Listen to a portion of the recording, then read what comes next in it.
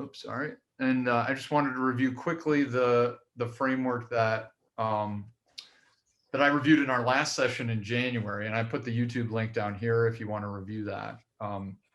But basically, I like to use that squiggly line to describe uh, any new business idea, right? It's very squiggly in the beginning. You might take it out, show it to customers. They hate it, and you try to figure out why, and then you go back and you change it. You go back to the drawing board, come up with some new concepts, take it back out to customers, and it can feel like you're not making any progress at all, right? The squiggles can be, you could think of that as experimentation with customers, interviewing customers, understanding them. It can also be emotional. Some days you might feel like you've got the best business idea in the entire world. The next day you might think it is horrible and you can't believe that you're actually spending time on this. And that is perfectly normal. So the squiggles are a big part of it. And you can break down the innovation framework into problem, solution, and business model. What's the critical customer problem or need that you're trying to solve? Does your solution solve that problem? And then the business model, which we'll be talking about today. Can you make money doing it? And how will you make money doing it? And the what overlays on top of that are called investment readiness levels. And I won't go through them all, but I just love that term, right? Because your business is not ready for investment until you're able to pass all of these milestones, right? So if you want to hear an expanded version of that, you can listen to the last session on YouTube there. Oops, let's see here. There we go. So it's more than just the product, right? We're going to be talking about business model innovation today. It's possible, and I think we'll go through examples, but many of you, I'm sure, can think of companies where the problem and the solution already exists today. But we're gonna talk about how you could even be incredibly disruptive only by innovating in the business model. And that's a really, really interesting space. All right, so I'm going to jump right into what we call the business model canvas. So we're going to be using this a lot today. So this is a bit of an introduction, but this has 9 boxes on it that allow you to break down the idea of any business model coming up. So I'm going to start sort of here on the right in customer segments. So this is obviously, who are your customers? I do talk about segments a lot when I'm coaching startups, because a segment is going to be someone who answers your questions differently, right? So if someone answers your question one way versus another way, it's your job as the entrepreneur to figure out why those two groups of people are answering your questions differently, and those become your target customer segments, or segments that you want to avoid. And so this is a place where you can list those out, visualize them, talk about them with your team, and also see how they change over time. And again, serving everyone is the same as serving no one. So do the work to make sure you know who you are targeting, so that you can be focused on that group when you're talking about who you're going to experiment with and who you're eventually going to market to. In the middle here is the value proposition that you're bringing. So what are you creating for your customers? It could be a product, it could be a service. It's really what is the value prop that you're bringing there, and what are the pieces of it? Maybe there might be many different pieces. So customer relationships, how will you find customers? So how are you going to attract them initially? How are you going to handle relationships with them? How are you going to manage relationships with them potentially? Especially in a business to business, that becomes much, much more important to do over time. Channels, so how are you going to sell? How will you do business with your customers? Are you going to go direct? Are you going to go through some sort of distributor? How is all of that going to work? And then revenue models. How are you going to collect revenue? Sometimes it's just setting a price point, and maybe a customer has the problem that you're trying to solve, but is not willing to pay the price that you want to charge. So I call that maybe a stub your toe type problem, rather than a, man, I just cut my arm off type problem. So we need to test that the amount and the model, the revenue model, is going to work for our business. And then what are all the things necessary? The whole left-hand side here can be summed up as what are all the things necessary to make this business run? It's kind of like an engine. It needs to run, and there's tons of different pieces that need to work in unison to make that business run. And so you can break that down to cost structure there at the bottom. What key resources or activities are you going to need to do in an ongoing fashion? Maybe hiring people as you scale, maybe activities that you need to do to keep that engine running. And then also key partnerships. So this is a part that's often overlooked when we're talking about new businesses, but it's so important, and it actually is really high risk, because if you have people that you need to partner with, that relationship, first of all, needs to be established in the beginning. And second of all, it needs to be maintained over time. So it's inherently risky because you don't have control over what that partner chooses to do. And so you've got to build confidence for an investor that that partnership's going to work out. Okay. So that was an introduction to the business model canvas. Another way that I like to slice and dice business models comes from Doblin in the, I believe, the early 2000s. And I've got their site here too. They're famous for their 10 types of innovation. Many of you have probably seen this before. But I really like this because it helps you think outside the product, right? The offering there in the middle, your product performance or product system. And there's some good examples on here. But this is really just the product or service itself, the offering itself. And so you can go both into what they call the configuration side and the experience side to do different types of innovation outside of the offering itself. So there's a profit model, which is similar to the revenue box on the previous business model canvas, but it's the way in which you're going to make money. The network is like, who are you going to connect to make this happen? So like Uber is connecting people who need a ride to people who want to make money driving a car. So that's a network of connecting people. The structure, right? Is there a way that you could structure your talent and assets in a way that that creates a competitive advantage for your company versus someone else that's in the business? And process, maybe you have a way of doing things that's far and above better than everyone else. Internal processes to deliver that value prop for the customer. And then on the experience side, I think we all have seen examples of this, but service, of course, so not just the product, but what's that geek squad that might be able to help out and charge a fee for that. The channel itself, we talked about that already, but how are you going to do business with your customers? The brand, right? So this is innovating in the brand itself. So how do you represent your offering and business to your customers? Maybe you need a new brand, maybe, et cetera. That's maybe more on the corporate side. But, and then customer engagement is huge, right? So distinctive interactions that you foster and make your idea sticky and make people want to come back because of that engagement. Okay. So a couple of different frameworks there. I want to go through some examples now. So the most famous I'll start with, and then I'll work my way to probably lesser known ones. But the most famous is the razor blade model. When I went to Booth, we called it the razor blade model. It could also be called the print cartridge model. For those of you who have inkjet printers or even laser printers, know that model very well. So they make much more profit selling the blades than they do selling the razors or the cartridges and selling the printers.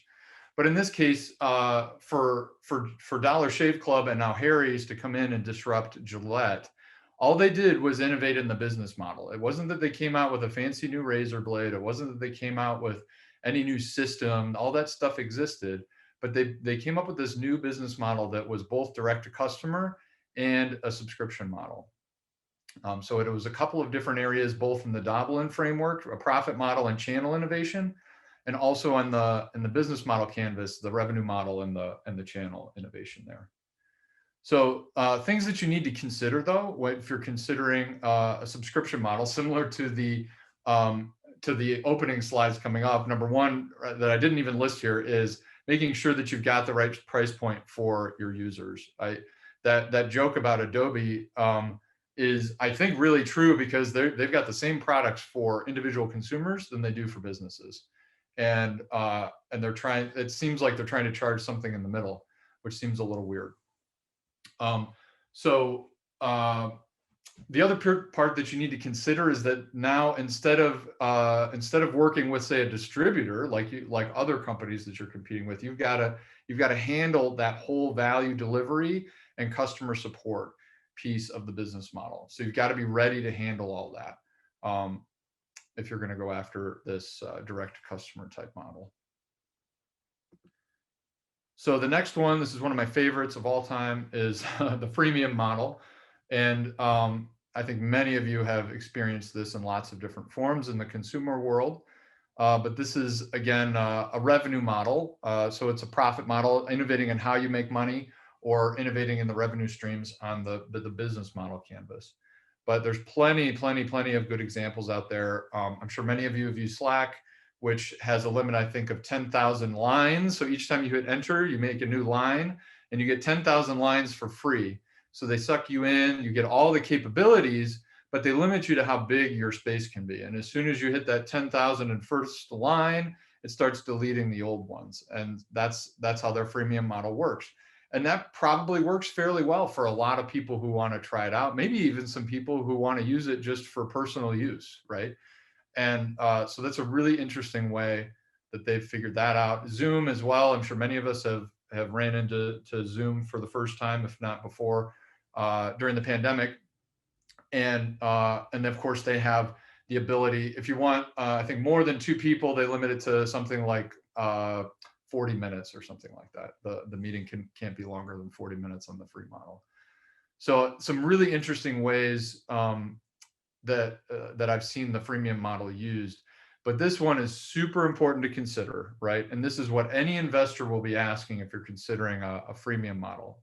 It's finding that right balance between are you capturing enough value to be sustainable? Are you, versus giving away part of your value to try for free? And so again, are you capturing enough value to be sustainable? And so I know there's companies like Evernote that I'm a big fan of and have been a user for a really long time, that really only rely on that have a freemium model. But boy, I could use that free model all day long for my personal use, and it's actually pretty good. There was another example that's not so good. Recently, I used LastPass as my password manager. It's a LogMeIn company, and LastPass just recently changed their freemium model. It used to be that you could, I actually didn't even run into where I needed to pay. It was, I think, mostly for corporate clients where they needed to pay, and most personal people could use it first. But what they changed it to, I remember the date, it was on March 16th, 2021. They changed it to where you could have unlimited desktop capability or unlimited mobile capability, but not both. As soon as you wanted to store your passwords and use them on both a desktop or laptop and mobile device, then you had to pay money. And so they got me on that change. And that was a very frustrating experience, right? Because I don't think LastPass got it right the first time. And so, and we've seen this too, as for those of you who are old enough to remember Netflix, when they used to actually ship you DVDs, here in the US at least. And then they switched to their online streaming service. There were a lot of revenue model changes in there that were very frustrating for a lot of people. So doing the work up front to understanding what is going to be free and what's going to be premium is really, really important, so that you don't have to change it and make people angry later. We have a couple interesting questions here that maybe you could expand a little bit on. Dilip asks, is more storage, more features? So maybe you could talk about the difference between extension of value versus a new value in a freemium model. Yeah, so I know, so Slack is probably an example of that, right? Where you get all of the functionality, but they limit your storage capacity. So it's, I also, I guess I'm also trying to think, Google's is probably not a good example, but you know, Evernote is another example too, where you can do many things in the free model. You can actually add as many notes as you want, but they have features like they would scan your images and look for the words in your images so that it adds that to your search index.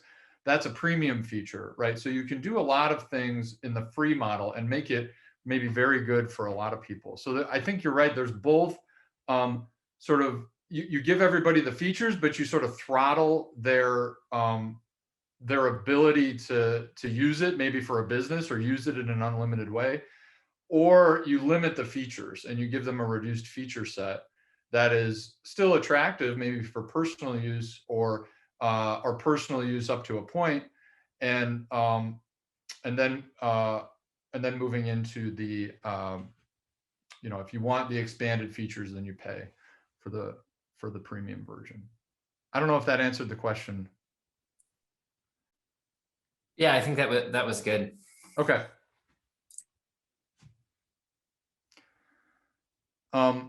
Another, it just popped out it fell out of my brain. I had it and it fell out. It will come back. I know my brain. I don't trust it very well, but I know it and it will pop back in. Was there another question, Christopher? We have a question from Julia asking about paying for market data to identify your customer. What is your thoughts on when to go out and find market data? Yeah, so I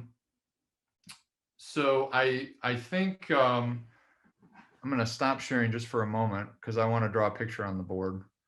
Let's see here. I'm going to see if I can pin my video, make it big. Okay. Yeah. So the one of the things that I like, right, is thinking about when you're getting feedback from customers, right? I think, you know, I talk about sorry, I went too fast in the wrong order here. So you have sort of the number of customers that you can reach, and then also the depth of the feedback that you get, right? The depth of understanding.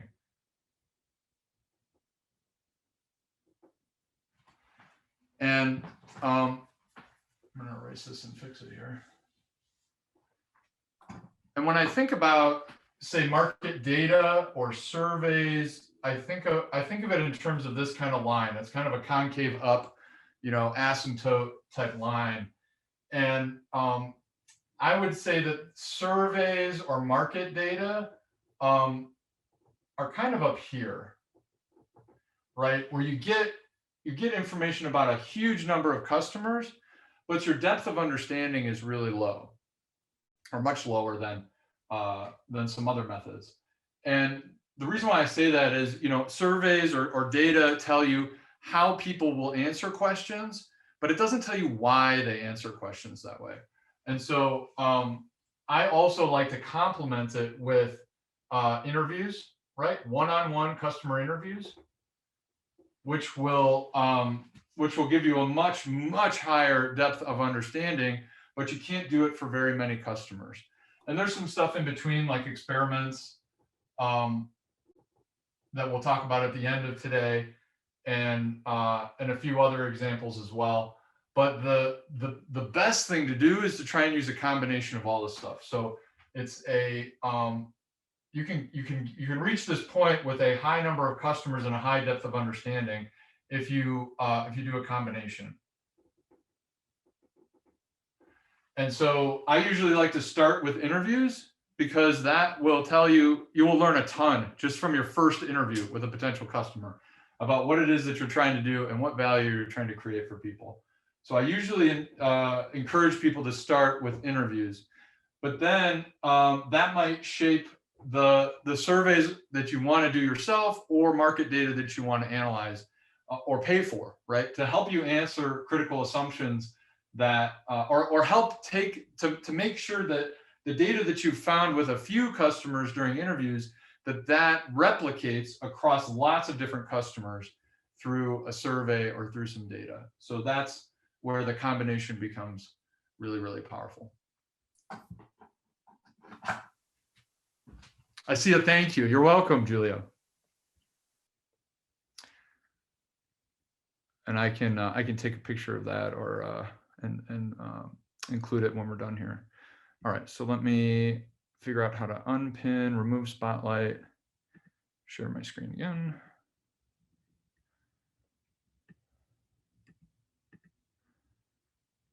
All right.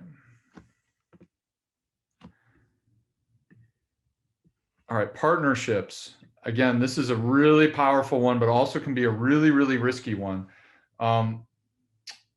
So the example I've got here is with Target. So I didn't know this until I started doing some research on them, but it makes perfect sense, right? And it's actually been really famous. So I should have known about it. But Target has this business model that is not like Walmart or like any of the other stores similar to Target, but they've partnered with clothing design companies to come up with really good-looking attire and home goods. But because Target has the sort of the operational expertise and the supply chain and negotiation power and all that stuff, they can take those really well-designed clothing or home goods and put them in a Target store at a really affordable price. And so that's been Target's business model. And there's an article that I put a link to in here where they were celebrating 175 partnerships with different design firms over 20 years, right? So it's this is an example where Target was the big company, probably partnering with many other small companies, which is less risky because Target has a lot of negotiating power in this case. But if something were to happen and a big chunk of these design firms started to leave because they chose to leave the partnership, that could create a big problem for Target, and they don't have the control to be able to bring that design back, at least without hiring a bunch of people or something similar. So that's the part that you need to consider if you've got partnerships as a part of your business model. So there's that partner agreement, the original agreement, and then there's ongoing partner relationship management and making sure that that your partner doesn't leave you and leave you with, and they take your competitive edge, your unique business model when they leave. So, all right. And then for any of you thinking about business to business ideas, it also works here as well. And I happen to know about this one because I work at Caterpillar, but it's also a pretty famous example as well. So Rolls-Royce, the airplane engine manufacturer, has a program called Total Care, and it's something that they label as Engine as a Service, or EAAS, for those of you who love acronyms. And it's an hours-based subscription. When I say hours, I mean engine running hours for an airplane. And so I love their little blurb here, which it removes the burden of engine maintenance from the customer on a per flying hour basis. So we, the company, are only rewarded for engines that perform. And so if an engine breaks, it's Rolls-Royce, the customer doesn't have to pay for it. And Rolls-Royce is in charge of making sure that that engine gets replaced or swapped out with a functional engine. And then it's Rolls-Royce's job now to manage the repair and the maintenance on all of these aircraft engines, because that is so highly regulated in the airline industry. And we have some similar, I've thought about this type of model a lot because we have some similar innovation going on at CAT.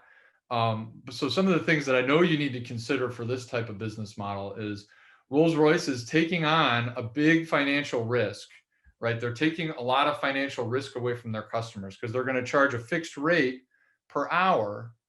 But if the airline industry is a little bit different, but it's for all those things that could go wrong on an engine, just random failures, because when you build thousands of anything, you have failures every once in a while.